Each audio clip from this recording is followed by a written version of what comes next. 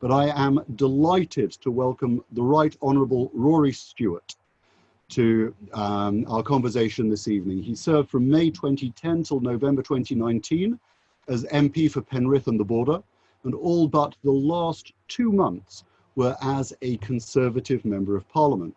Rory has held a number of very senior positions. His ministerial offices as Secretary of State include international development, prisons, Africa, as well as chairing committees on development, food and rural affairs, and defence. Rory Stewart was candidate for the leader of the Tory party, making it through till the third ballot last June. He'd worked with Michael Gove to prevent Boris from winning. And until a couple of months ago, Rory Stewart was independent candidate for Mayor of London. Rory was born in Hong Kong. He is a ranking officer in the Black Watch. He has an exciting and diverse pre-parliamentary career as a diplomat, serving in Indonesia, Montenegro, Afghanistan, and Iraq. And he received an OBE for his services in Nasiriyah in Iraq in 2004. He has prize-winning books on Afghanistan, Iraq, and foreign aid intervention, a topic which is very much at the forefront of today's news. Rory's made a name for himself walking the length and breadth of Britain, conversing with people, offering to skip on their sofas to discover their London in the days when you were able to visit people in their homes. I highly recommend Rory's 2015 House of Commons address on hedgehogs. Yes, you heard me right. It runs for almost 15 entertaining and fact-filled minutes. I learnt from it that hedgehogs were reputed wrongly to have 5 teeth, and these 5 teeth are associated with the 5 excuses we make to avoid doing what God wants us. Those 5 things are learnt from Moses, our greatest yet most reluctant leader. So what are the 5 things associated with the hedgehog's 5 teeth? Number 1, I'm not adequate for the task. Number 2, I don't know enough. Number 3, people don't take me seriously. Number 4, I'm no good with words. And number 5, I'm not willing. Rory describes the hedgehog with great admiration as an eccentric little animal, but Rory himself is no hedgehog. He is accomplished, knowledgeable, proven, articulate, and bounding with enthusiasm. Rory Stewart, we thank you for joining us this evening. Thank you very, very much for having me, and I hope you can hear me clearly. That's we can hear you at my end. So, great. Rory, you said you enjoy doing stuff and love government. And what is it that got you into public life? I think it really began very early. My father was a civil servant. My grandfather was a GP in Wimbledon. And I grew up admiring my father immensely. He was in the diplomatic service, so I grew up admiring him in Hong Kong and Malaysia. And I think even when I was a teenager, I never really considered going into business, for example. I always imagined that I would be a civil servant or do something in government. Probably the most satisfying thing, though, that I'd done in my life was setting up a charity in Afghanistan, where we started in the center of the old city of Kabul. We came in, we cleared nearly 35,000 truckloads of garbage out of the old city. We restored probably over 100 buildings. And we created a clinic and a primary school and created jobs for people. And I think that was probably the most satisfying thing I'd done. And it was from that I came into politics, because I was frustrated with the way that politicians were dealing with places like Afghanistan and Iraq. And I wanted to come in to change that. Right. Who are the people who initially inspired you in life? So I was very inspired by, when I was a young boy, by very classical figures. So people, I remember as a young boy being very excited by Alexander the Great. My rocking horse was called after his horse. And I read huge numbers of, anything I could get my hands on. I loved the idea of this man in his mid-20s weeping on the Ganges River because he had no more worlds to conquer. Right. And teachers and people you encountered who influenced you? I think at my prep school, I went to my primary school was in Oxford. Um, I had wonderful, wonderful English teachers there. And then again at Eton, terrific history teachers that made a huge difference to me. There was a man called Robert Franklin, who was a fellow of All Souls, who had cerebral palsy and taught me medieval history. And it had the most charming manner. Every time we'd ask a question, he'd say, "What a very interesting question. I will look it up and get back to you next class." He never did, but it was a lovely way of dealing with precocious questions. So you learned to become a politician from people Exactly, who that's right. promises they Exactly. didn't fulfill. Exactly. Right. Um, just on your most recent experience, is it possible to make it as an independent in this country? I think it's very, very difficult. So I ran to be Mayor of London, and I think I might have had a chance if we'd had the election in May. An outside chance, but a chance. But what I learnt is that if it's extended longer, as it would have been, it was delayed for a year by COVID, the sheer financial costs of trying to keep a campaign going and campaigning against the big established parties is prohibitive. You have to obviously have thousands of volunteers in the field, and all of them need to be coordinated. You need to be printing your literature. You need to be getting your billboards out. You need to be getting people out on the streets, pushing things through doors. And then you need quite an impressive organization to deal with the media, to deal with queries, to develop your policies.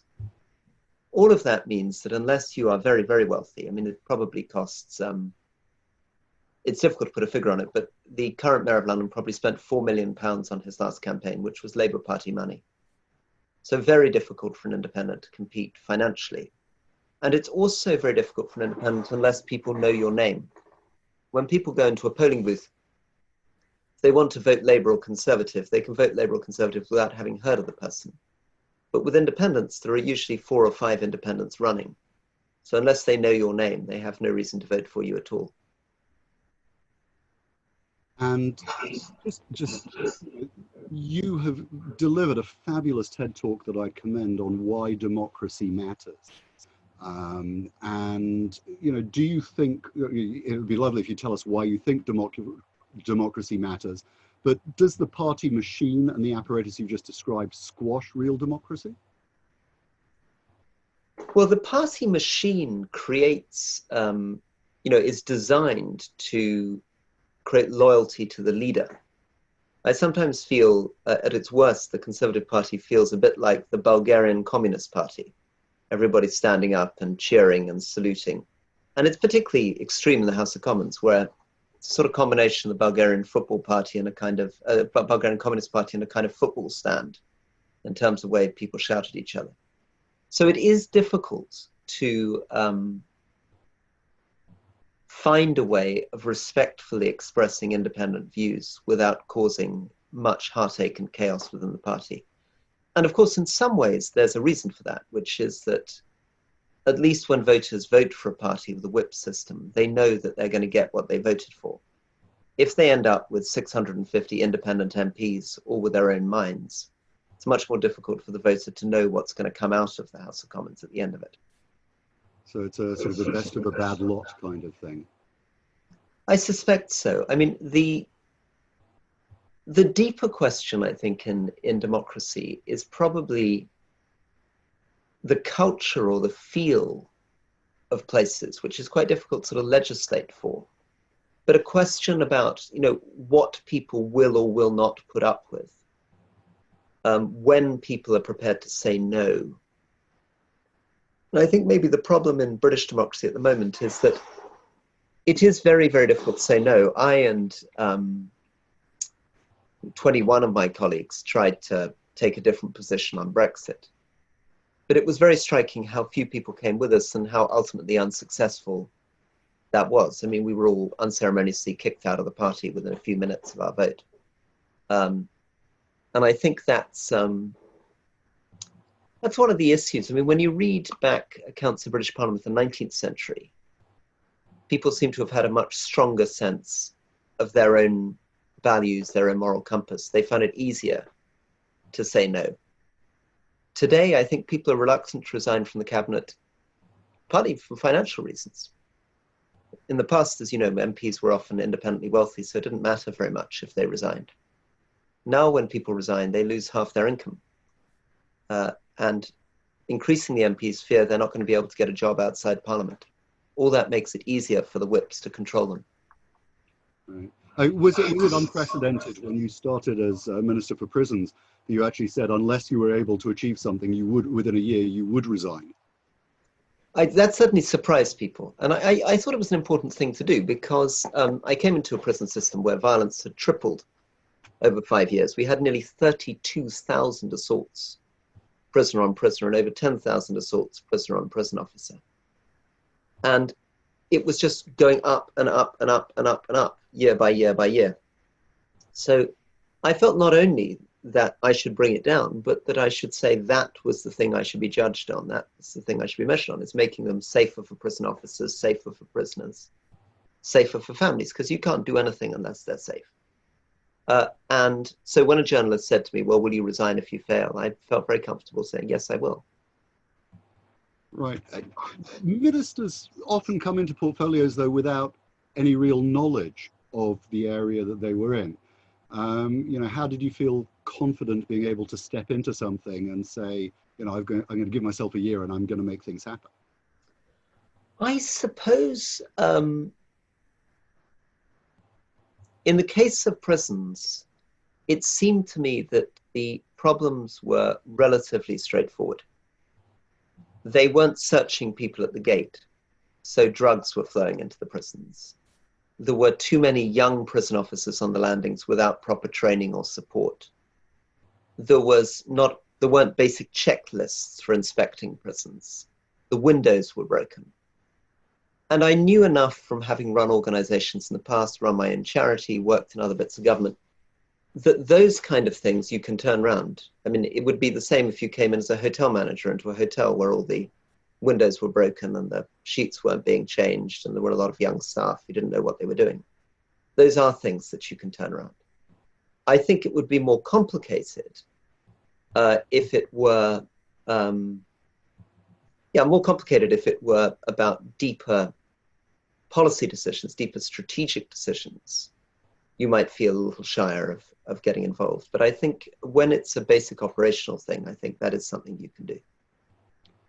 Right. Coming back to democracy, at the end of the TED Talk, you say that you believe in active and informed engagement of the citizen, and the politicians need to learn to trust the public. Now, you've definitely made it one of your hallmarks, listening to people and listening to the public mood, going around and engaging people. And I was just wondering if you wanted to comment about the anger that is on the streets or has been on the streets of the last few days from people who are protesting what they see as institutional racism in this country. Well, firstly, I think you need to take anything like that very seriously, and you need to listen very seriously to people. I think there is clearly racism in Britain, without a doubt. And I think people have a very, very strong sense of injustice. And that's something that I experienced running to be Mayor of London, staying with young black men. It's part of my campaign. I stayed in different people's houses, and I was very struck by how some of the young black men that I stayed with led very isolated lives and had very little contact with the rest of society. I mean, we're clearly in many ways a very impressive multi-ethnic society in London. I mean, there's a lot that we have to be proud of. But there are also many ways in which our communities are surprisingly divided and have quite unequal access to things. How would you be addressing that as, had you succeeded as mayor? So one of the ways I thought about it is it struck me that London, in a way, isn't really 32 boroughs. It's better to think about it as maybe 700 villages. And it's about making sure that every one of those villages has a real center, a real place that works for it. And in a way, I sometimes feel that some communities have done better at that than others. So the Jewish community, for example, seems to have a very, very rich and very effective civil society engagement, whether it's supporting the elderly, or whether it's working on mental health, or whether it's running cafes for charitable purposes, or simply finding a combination of food, community space, and those kind of charitable activities. But other communities, the Afghan community in London, for example, and I remember walking with some young Afghan men in Hendon, not very far from where you are, and being very struck by the fact that when we were trying to get a cup of coffee, we walked down this rather bleak road with no coffee shops anywhere. I mean, that of course would be more true today, and eventually ended up in the Starbucks and the Sainsbury's after 250 yards down a very cold road. And for me, who'd spent quite a lot of time in Afghanistan, where the culture of the tea house and of conversations was very important, I felt very sad for these young men that they had no straightforward way of gathering or seeing each other, other than this long, bleak walk down a motorway to a Sainsbury's. So I would have wanted to make it a pledge that everybody should be within, let's say, 10 or 15 minutes walk or cycle ride of a good community space, a good library, a decent high street, a park. That these are things that make for life, and that without them, a city can be quite a bleak place. And some parts of London have them. Some parts of London used to have them and have lost them. I mean, I was very struck, South End of Wandsworth, by places which had once been vibrant high streets, where there was now nothing but residential property. And it was impossible to buy anything within 20 minutes walk. And had you hit Tory party leader and become prime minister, what would your vision of the country have been? Would you also have looked to empower the regions more? I think definitely we have to do that. I think we have to devolve more. I would have loved directly elected local mayors all over the country with real power, really accountable to people, really doing things, really active. I think there's a lot to be learned from France and the United States when it comes to what really vigorous local mayors can do. I also felt that we terribly neglected the elderly in Britain, that understandably a lot of politics is about talking about young people, but a lot of the most extreme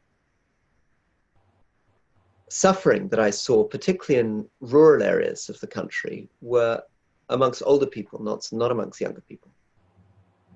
I also felt terrible problems in mental health, that we hadn't really worked out how to engage with that, and that we needed a much more tailored solution, that instead of talking all the time about equality, instead really thought about how to provide decency, how to provide decent conditions for people, how to say that we live in a kind of country where nobody should live in that way, where we're going to make sure that you are properly looked after. Not that we've redistributed to make you equal with everybody else, but that there is a minimum basic level of decency that we're often not achieving.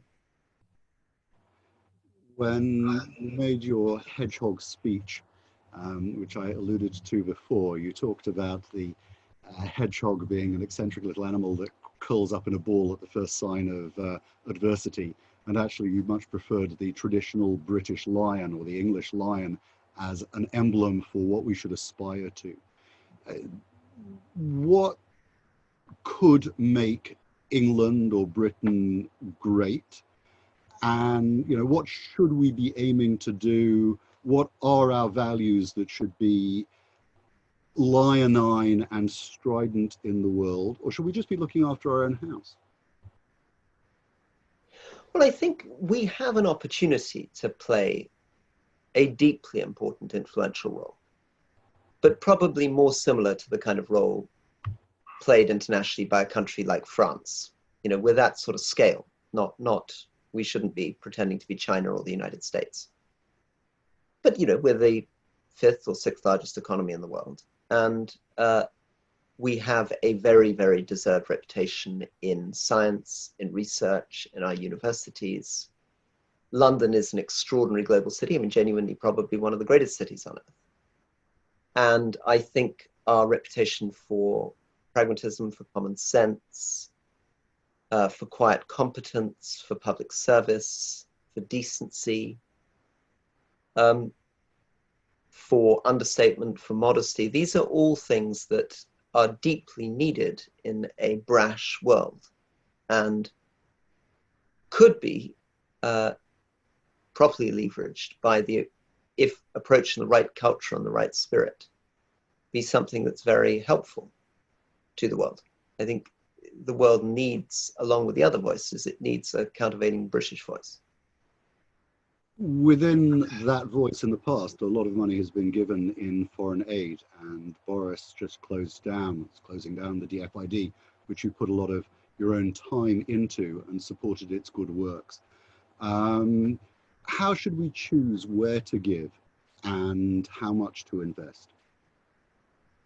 I think what you're looking for, if you're doing foreign aid, is what I'd call a sweet spot. In other words, a place where you get the right combination of your aid being welcome, in other words, a country that actually wants to work with you. There's not much point putting, and we often do, unfortunately, put money into countries which are very reluctant to work with us, because however bad the situation is in a country, however much suffering or poverty there is, if the government and the people of that country are unwilling to work with you, almost nothing you do is going to make a difference or be sustainable. So broadly speaking, we should be working with countries that are relatively friendly towards us, because that's more likely to result in programming that can last, programming that's actually going to make a difference. I think medium-sized countries too would be a good thing to focus on. I'm a bit skeptical about whether there's really much point in Britain putting money into giant countries, even with enormous need. India, to some extent, even Pakistan, Nigeria, these countries are so big that the entire British aid spend in those countries, which can be enormous in British terms, will turn out to be, only 0.1% of their national economy. And so very unlikely to have much influence or make much difference. So I tend to be focusing on medium-sized countries and looking for things that we do well and that they want us to do. What do we do well? You were part of some of the logistics, and you say your proudest moments have been working with your charities overseas. What do we do well? I think we have at our best, we are adventurous. We're particularly good at humanitarian responses. So when there's a great disaster, a famine, an earthquake, you often find very, very effective, not just young British people, but British charities at the front line, working well and genuinely getting a great satisfaction out of that very difficult, tough work of being up on the Ugandan South Sudanese border and making sure that you are properly processing and looking after people in desperate need. We have a good track record in supporting good education programs. I think DFID has a good understanding of what makes an education system work and how to ask the questions about what isn't working. I think the risk, though, is that we began to be in danger of using a lot of jargon and getting too far away from the ground, having too many people sitting in headquarters, creating grand theory, and not enough people out there in the field actually checking whether the projects were working. Because a lot of development work isn't actually theoretical or intellectual. A lot of it is making sure that you've built that water and sanitation project properly and that it's properly checked, or that if you're teaching young men in northern Nigeria carpentry, that the tools are there and that the teachers unlock the tool shed, and that if they're teaching cooking, you've actually plugged in the stove. You've got a lot of faith in people doing things. And one of the programs that you were keen on as part of your mayoral campaign was what you described as a Tinder for volunteers. And in fact, I've spoken to George and Eve about the Spare Hands program that has come out of that. And just elaborate on that vision. So the Spare Hands program is an attempt to do this, an attempt to produce an app on your phone which would allow you to link volunteers, charities, and people who are in need. I mean, my initial idea was I was very struck walking around many areas of London that people would say, I really want to support, for example, young people. But what I'm doing is I'm giving money to a charity for young people that's working with young people in other parts of the country, but I feel no connection in my own street or neighborhood. What I want to do, they would often say, is if somebody said to me, can you give up 2 hours a week to spend with an older person? I'd love to do it, but I'd particularly love to do it if I was told that Mrs. X at number 57 in my street would be happy to see me on a Wednesday evening. So it's about using technology to take people's goodwill and make it easier for them to volunteer. Right, I'd just like to invite anybody who's got questions to use the raise hand button in the participants panel. That's a fair way of seeing who is interested, and I will unmute you and invite you to come in. Just before that, you supported Michael Gove against Boris at the end of the leadership campaign. What are your thoughts about the current leadership of our country?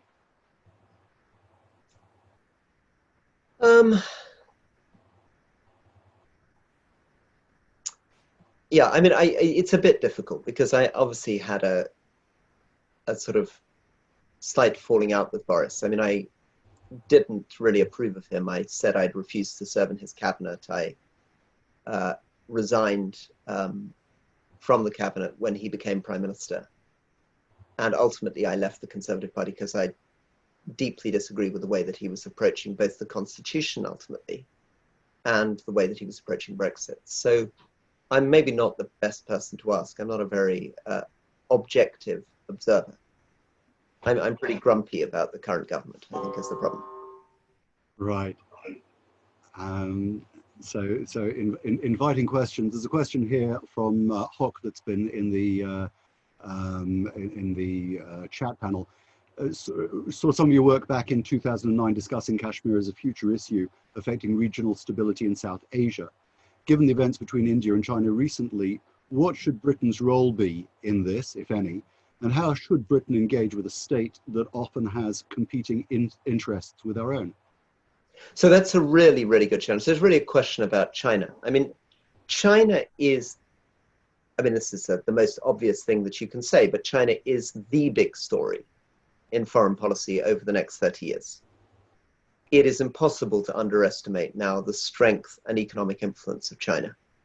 Although its economy, of course, is smaller than that of the United States, its economy is growing every year by the size of the British economy. It's that much bigger than us. And it, in purchasing power parity terms, is going to get very close to the United States very soon. And of course, it has an enormous military. And it has a history where, for, as many people will know, for much of the recorded history of the world, the Chinese economy was nearly half the economy of the world. That only really began to change in the early 1800s. So the current situation, and particularly the situation China was in the 1950s and 60s, where it found itself quite a small economy, is in historical terms very unusual. And without being too pompous about this, I think one of the challenges around thinking about China is that traditionally China hasn't had a strong sense of balance of power. And I think the challenge is going to be that China will almost certainly want things its way. And quite soon it will be very difficult to stop China getting what it wants its way. For Britain, that's been true a very long time. I mean, it's the notion that the Chinese have really cared much about what Britain thinks about the world has clearly, not been true for probably 30, 40, 50 years. I think China took much more seriously the US, Russia, in a different way, Japan. Not because they felt any great obligation towards them, but that they could appreciate the potential power or threat that they posed to China. Now that China is in a dominant position, I think we all need to be very, very concerned. And I think the United States in particular, and democratic countries like Britain, need to think very, very seriously about how they relate to that. And the big trade-off, which is so difficult, is between people who think that the best way of dealing with it is to engage with the hope that they will become, over time, more friendly partners, and people who are more pessimistic and think that they're very unlikely to change the kind of behavior that we've seen in Tibet or Xinjiang or Hong Kong. Their views on human rights are not likely to change. Their views on national sovereignty are not likely to change. And therefore, it's maybe unrealistic to expect them to become a sort of a partner in a liberal democratic world system. Thank you. I've got a question from Jeremy Mindell. So following on from that, Rory, given that hostilities have broken out yet again between India and China, causing at least 20 deaths of Indian soldiers yesterday, Britain has very strong links, obviously, to India, part of the Commonwealth, a long historical link. Should we be offering all, possible support to the Indian government? Should they ask it in terms of technological, drones, etc., in their current conflict with China? That's a very, very good question. I don't have an answer for you. I think traditionally Britain would have been very, very wary about picking sides in those types of conflict. I mean, when vast Asian nuclear powers end up standing off one against another, it becomes very, very difficult to get involved. But I think, Jeremy, that you are right, that we share more in terms of our values and our history with India than we do with China. And that I think it would be India, with all the complications of India, is a democratic state, has a very strong historical link to Britain, and would be a more natural ally. On the other hand, for historical reasons, it's extremely unlikely that India would appeal to Britain for help. That's something that was very striking. I found that although we imagine that India is a great natural partner for us, I think Britain features less in Indian foreign policy calculations than we would like to think. A question from Caroline Levy. You need to unmute yourself, Caroline.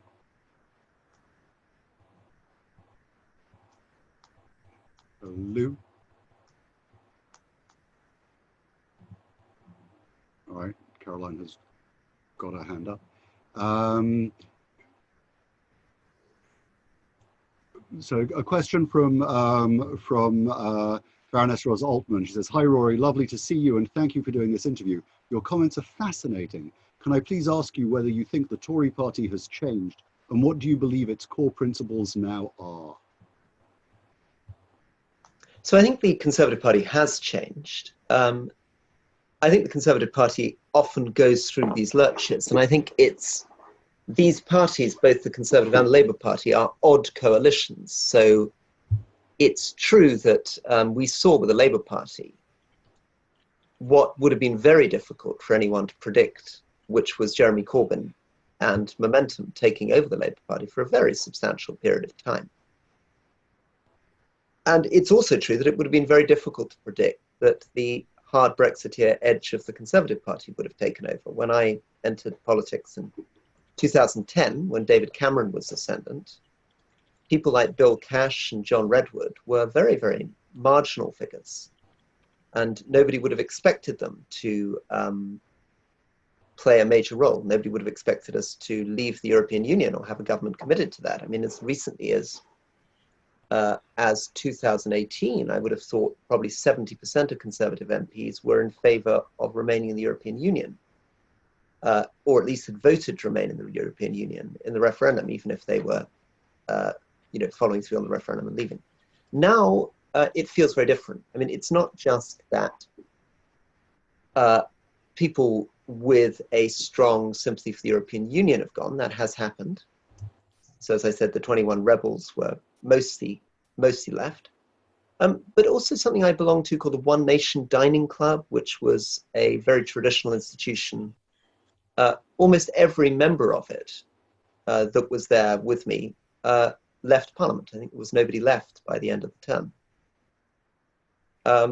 Also, a lot of the more traditional Conservative MPs have left. So people like Richard Benyon or Nicholas Soames or Nick Hurd, all of whom had parents, grandparents, great-grandparents who were members of Parliament, and in some cases, 4 or 5 generations before that, have gone, meaning that the House of Commons has lost some of that more traditional flavour of people who's felt, I suppose, part of a culture that stretched back to the Parliament of the 19th century, and where Nicholas Soames could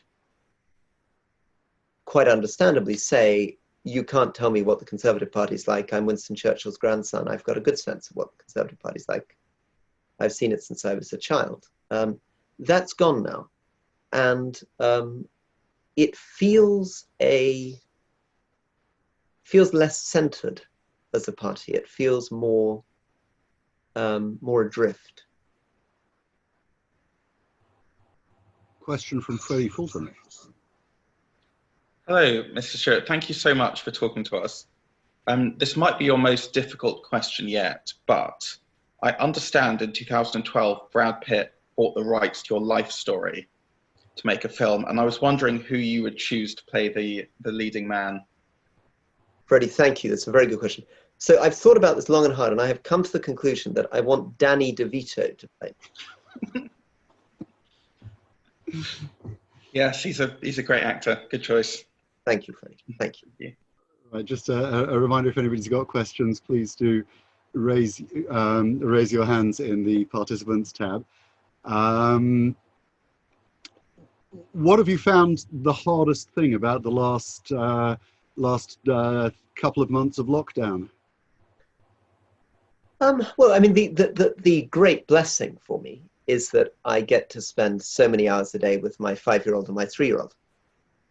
And it's such a blessing that, I mean, I was very lucky. My father was 50 when I was born and was moving towards semi-retirement when I was 4 or 5, and could therefore spent nearly 3 hours every morning with me. But I'd never been able to do that with my son, and felt very guilty that I wasn't able to spend as much time with my children as my father spent with me. And coronavirus has given me the chance to do that. It's wonderful. I read to them at breakfast time. I read to them in the evenings. I teach my son Sasha formally 3 hours in the afternoon, and have had the great privilege of seeing him learn to read and write, which he couldn't do before. So it's been that's been the great delight for me. Right. Tony, you had a question.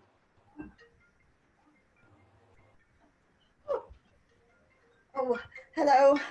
Would you believe the phone's just gone off? I'm awfully I'm so sorry. Sorry. I'm so sorry. And it's, oh my goodness, it's an important one. But Take it. We'll go to someone. I don't know how we could do it. The question was, what's next? I'm not sure. I think that's a very open-ended. What next for Rory? Sorry, Rory. Oh. Okay, very good. I got it. What next for me was coming in. Very good. Thank you. So what next for me? I am looking probably to continue to do things in public service, and I love looking for opportunities to help people. It's more surprisingly more difficult than you would think as an ex-politician to get your teeth into things, because politics isn't really a profession. It's not like having been a doctor or a banker or something where it's obvious what you can do next. And businesses particularly would scratch their head about working out what to do with you. And even big charities slightly wonder what sort of operational experience you have and maybe concerned about the fact that you've been associated with a political party.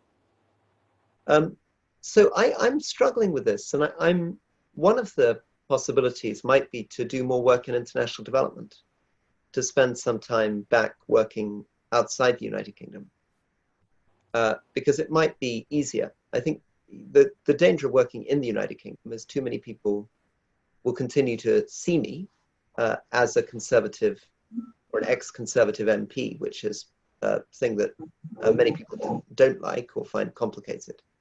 Whereas working outside the United Kingdom, I hope people are better able to judge me on what I'm able to do rather than what I happen to do for 10 years of my life. Thanks. Debbie. Oh, hi. Hi, Rory. I just heard you say about you want directly elected mayors and you favour that. And because of what we have in Tower Hamlets and the fact that we have a Labour mayor who has no scrutiny whatsoever and there's no chance of holding him to account, how does that work where you have one party controlling a borough? But Debbie, I think you've put your finger on the real challenge, which is that it sounds great in theory, the directly elected mayor, if what happens is that you're in a context where people genuinely challenge. So my fantasy has always been the small French town where you go up to the mayor in the supermarket and jab her or him and say, oi, I don't like this, I don't like that, and they can't get away from you, and that they're directly responsible for sorting out stuff under you. But you're absolutely right. If you end up in a sort of very, very strong machine politics with a strong party system, with very little dissent, then it doesn't work at all. And of course, historically in the US, they have had that problem in places like Chicago and further back in time in Boston in the 50s and 60s. So to have directly elected mayors function, you need to have a proper, vigorous, functioning political culture and society underneath. And in the absence of that, you're absolutely right, you can have a real problem. Very nice to see you too. Thank you for calling in. Jeremy, again. Sorry. Rory, in your travels, often on foot in the Middle East and places like Afghanistan, you've managed to blaze a trail in the countries where it would be arguable to say that British foreign policy has done particularly disastrously. I mean, you think of Suez, Aden, Mandatory Palestine, Basra, you know, it generally has been sort of exit pursued by wild mob. You know, and when you compare that with, say, other continents where British foreign policy has generally been considerably more successful over the centuries, why do you think that particularly the Middle East and, if you like, Afghanistan, Iran, have been particularly difficult for British foreign policy over the past 70-odd years?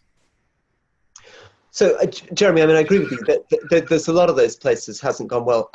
I'd question how well it went in other places either. I mean, I think the closer you get to the reality of the legacy we left in Pakistan or India, for example, or the legacy now that we're struggling with to represent Hong Kong or indeed most of Africa, I question the idea that Britain necessarily did fantastically effectively. But Jeremy, I'll come back to you. Where do you think we did have great signal foreign policy successes? So, I mean, clearly, if you think about the formation of NATO, if you think about the way that in most of the empire we managed to get from an empire to a commonwealth and leave on pretty good terms, that would include most of Africa, would include, I mean, you know, indeed in India and Pakistan, certainly in India, we left a functioning democracy, a certain amount of rule of law, courts, a system of civil service and so on. I would argue that you don't just have to go to the old Commonwealth of Australia, New Zealand, Canada. You can look at a lot of countries where A, Britain left decent infrastructure, B, it left a democratic ideal, and C, it left on friendly terms. You can find that almost nowhere in the Middle East, with the exception of possibly some elements of Israel and some elements of Jordan. We seem to have uniquely failed, and as I say, in places like Aden, Suez, Basra, Iraq, you know, it's been exit followed by, you know, pursued by bear, as Shakespeare might have said. Yeah, but I think, you know, things are not that great in Somalia they're not that great in Sudan. Well, Somali was mainly Italian, remember? Had a very small bit, and that bit that is actually was British Somaliland would like to secede from Somalis. I don't think you were doing that. Sudan. I'm not sure I'm that optimistic at the moment about Tanzania. I'm not that optimistic about Uganda. I'm not that optimistic about Zambia. You know, I'm not that optimistic, unfortunately, about Nigeria. And so I think the exception really was, in terms of British colonial rule, was really in Southeast Asia. The standout cases of apparent success were Malaysia, Singapore, to some extent India, but a much more complicated legacy in Pakistan and Bangladesh. And a relatively complicated legacy in Sri Lanka. My father was a British civil servant in Malaya from 47 to independence in 57, and then returned to work in Malaysia and felt deep, deep pride in all those things that you're talking about: rule of law, institutions, democratic handovers. But I think looking back now over 70 years, it's less clear to me now that the key secret element was British imperial role, because Thailand, that was not a British colony, has arguably performed better than Burma, that was. South Korea, which was not a British colony, has performed as well as Malaysia, that was. I think it's much more likely to be that these countries themselves either had deep histories of state formation, or in other cases, very strong entrepreneurial classes, particularly of the overseas Chinese in places like Singapore. And in the absence of those things, in the absence of that state history, in the absence of those particular cultural institutions in the Middle East or Africa, I think it was more difficult. Why do I like the places where you get pursued by a bear? Well, I like adventure. I like being pursued by a bear. I'm much less interested in sitting in Seoul admiring South Korean mid-rise architecture than I am meeting bears. Question here from Paul. If you could make one change to social policy, what would it be?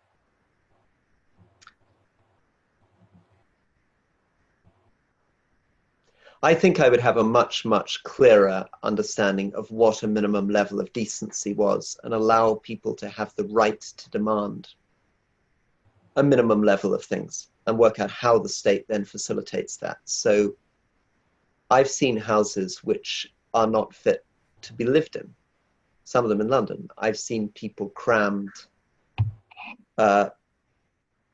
certain parts of London, 12, 14 people crammed in garden sheds and back gardens, which isn't fit to be lived in. I've seen older people in Cumbria living in houses where nobody's cared for them, and it's horrifying, the conditions they're in. I've seen communities in Easington Colliery in the northeast of England, which are horrifying. And I think the real problem in British society is that we like to think that the problem is the relationship between the top 2% and the bottom 98%. In other words, the problem is the super wealthy. I think the real problem in our society is, in a sense, the top 90%, which includes most of us, against the bottom 10%, and in particular the very poorest 2 or 3%, which sadly almost no party talks about because they often don't vote, and who are often living in conditions far more horrifying than what we usually mean. When we say there are 10 million people living in poverty, there are, but of those, there are perhaps 1 million living in much, much more horrifying situations, and it's those that I think we should be focused on first. Within London, given that you're not running for mayor, who should we be voting for?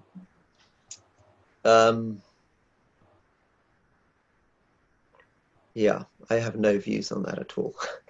Encourage people to consult your consciences on that. I mean, I think what do you look for in a mayor? I think you want somebody who really sees the potential of the office, who's really excited about what you can do as mayor. What you don't want is somebody who wants to be the mayor. You want somebody who's going to do stuff and who feels they're in charge and doesn't spend their whole time saying, not my fault, it's the fault of the central government, and passing the buck. So the great thing that London has not achieved is it's had ceremonial mayors largely, partly because I think we've got this tradition of the Lord Mayor, people who think the job of a mayor is to be a sort of ambassador and preside. What we need is a mayor who wants to do stuff, who really wants to run things, to be running the Metropolitan Police, running the transport system. And I don't feel we've managed to get that yet. And do you have any leadership aspirations for the future? I don't think so, Rabbi. I mean, I don't know whether I'll regret saying this in a few years' time, but I feel that I've been in public service for 29 years, and I've given 10 years of my life to elected democratic politics. And it's exhausting. It's bad for you. It's bad for your body. It's bad for your soul. It's bad for your mind. I didn't like the kind of person I was becoming. I think it's very difficult to escape unscathed. I think it's a job where you inevitably become pompous and inevitably end up talking much more than you listen. So I'm very reluctant to put myself back into that again. Right. Do you have any particular message for the Jewish community of Finchley and the rest of the world watching on Facebook? Well, much love.